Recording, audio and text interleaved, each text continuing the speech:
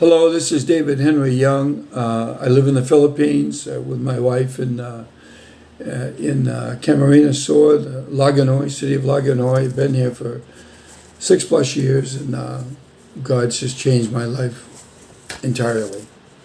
So I wrote a story back in 2007, around the same time in May, about an incident in the Vietnam War, and I'm just wanting to read it to you.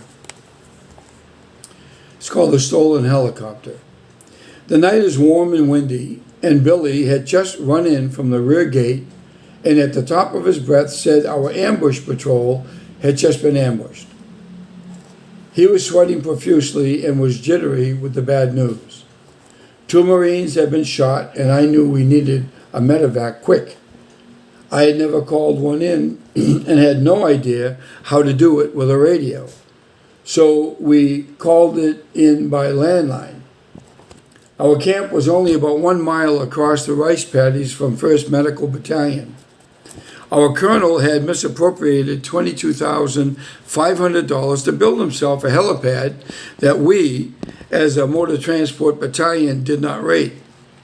It was 0200 and the mosquitoes were few because of the wind, and the perimeter of the helipad was filling up with officers and senior NCOs who wouldn't be scratching themselves to death as they waited for the arrival of the helicopter. This was a big deal. The helipad was virtually unused except for the infrequent stop of a pilot in search of a cold beer.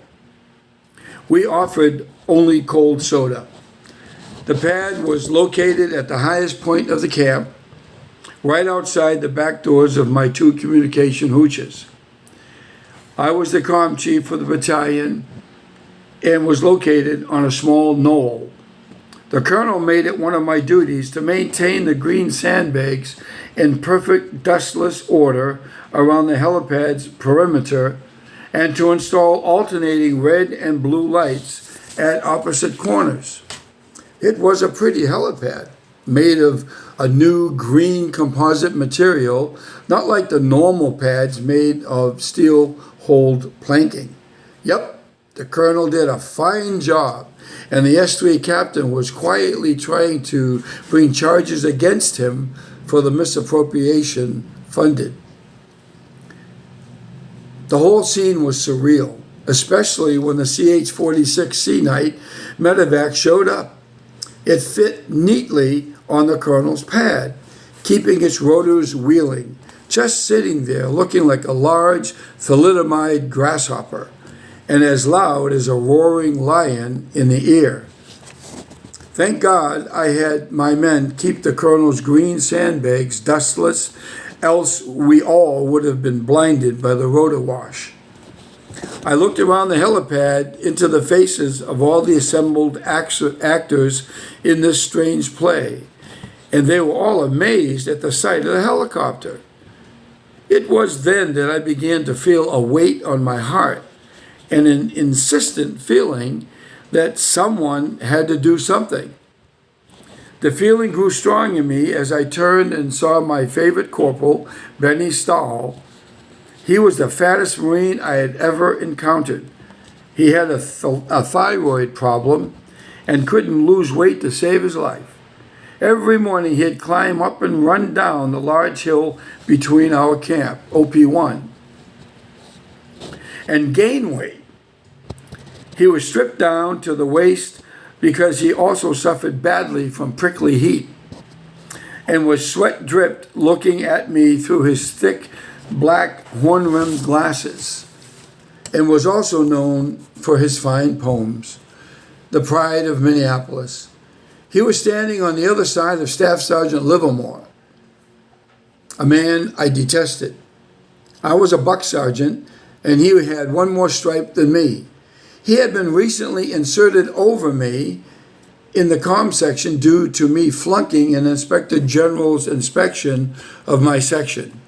Staff Sergeant Livermore had previously been the supply sergeant. He wasn't even a communicator and knew nothing about radios. Thankfully, the general had a first lieutenant who had attended the same communication schools as I had, he was a Mustang, an officer who came up through the ranks, head up the section, and I was now under a correct chain of command. For a year, I had been running the section by myself, and the job was getting done. I had no officer over me except a company commander, a captain, and he left me alone. I also didn't report to the first sergeant about my day-to-day matters. His only problem with me was that the other company sergeants complained to him that I didn't live with them. I lived with my men. And when he confronted me, I told him he could bust me to corporal, but that I wasn't going to leave my men. He just stomped off, yelling at me to stop getting him into trouble. The other sergeants were mad at me also because I didn't lead ambush patrols. I was too busy doing work for the colonel to do much of anything else. The reason I flunked the IG inspection was that I was carrying 14 Prick 25 radios off the books.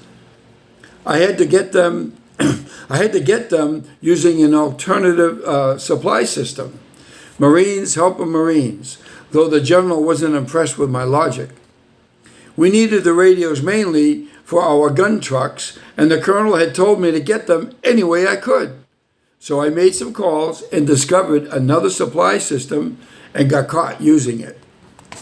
I looked past Staff Sergeant Livermore into Benny Stahl's sweaty eyes and shouted, "Someone has to do something."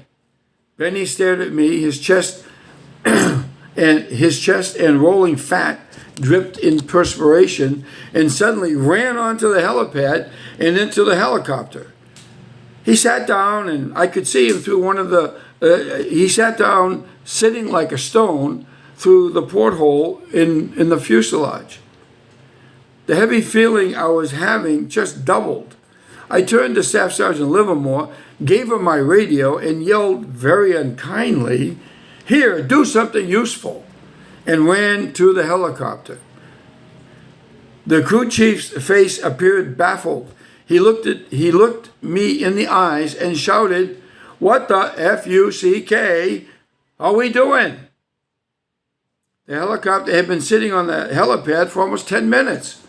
I motioned and shouted, everything was so damn loud, for him to tell his pilot to take this bird up and over the ridgeline behind the camp and not show him where to land.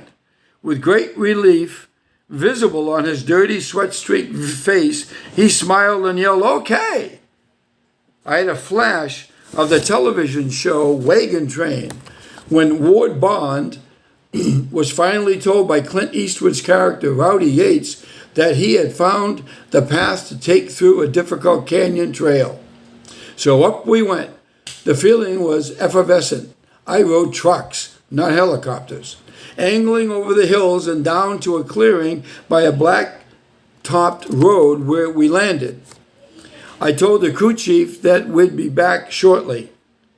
Benny and I ran out into the clearing, noticing the ground was ruddy and uneven. We ran to where a M116 Husky, a lightly armored track vehicle, had backed up onto the hillside about 70 meters, waiting for the patrol and their wounded to work their way down the hillside. The night was especially dark as there was no moon, so it was slow going. The driver of the Husky was Sergeant Robinson, someone who I had always wanted to get to know. He was manning an M60 machine gun and listening to the tactical net on the Prick 25 radio. Meanwhile, Benny had gone down into the clearing, holding at the ready 2 M16 rifles. I thought he was crazy, standing there with an M16 on each hip, with no helmet or flak jacket. He was taking the John Wayne movies we watched a bit too seriously. I told Sergeant Robinson he could take care of the machine gun and I'd take care of the radio. I called up to OP1, that's observation post number 1. There were 5 observation posts on the ridgeline that surrounded, faced our camp, and down the road also was where there was home for the 26th Marine Regiment. I told Sergeant Robinson he could take care of the machine gun and I'd take care of the radio. I called up to OP1, where I had one of my radio operators watching over the radio relay shot we had set up so the camp could communicate with our convoys when they were on the far side of the ridgeline. The operator's name was Pappy because he had joined the Marine Corps when he was 33 years old. I'm like 20, 21. He had been a history teacher back in the world. I asked him if they had any flares that they could shoot so as to provide light for the slow-moving patrol coming down the back hillside. I would direct their fire. It worked out pretty nicely, and soon the first wounded Marine was at the Husky. We put him on a stretcher, and 4 of us ran him to the waiting medevac chopper. I was praying the whole way not to drop him. I told the crew chief to come right back, and we'd have the other wounded Marine ready to go. And that's how it all worked out. I later heard that one of the men lost a leg. I never knew their names. I drove on the Husky back to the camp, and when we got back, everyone had left the little knoll where the helipad was, and suddenly I realized what I had done and began to shake. The colonel was going to kill me. Nobody had told me what to do. What I had done, I was in for it. But not one person in authority over me ever said anything at any time. It was as if it never happened, though I waited a month for something bad to happen to me. Then one day I got a call from a buddy communicator with the 26th Marine Regiment. Their base camp was next to ours, and he had said they had steaks and beers and for me to come on over. Lieutenant Myers, my comm officer, said, "Sure, go have one for me." So I drove over and looked in on my friend, Jeff Bemis. We called him Hondo because he was 6 foot 5 inches tall, packing 260 pounds, and just looked like Hondo. He had the duty watch and couldn't partake of the festivities. The steaks were thick and the beer cold with corn on the cob. It was great. I ended up in a circle of NCOs and one captain with a green beret. Not like the Army Special Forces, but green nonetheless. I had never seen a Marine wearing a beret before. He seemed like a nice guy.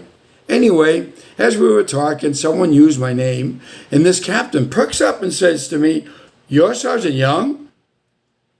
The Sergeant Young from 11th Motors?"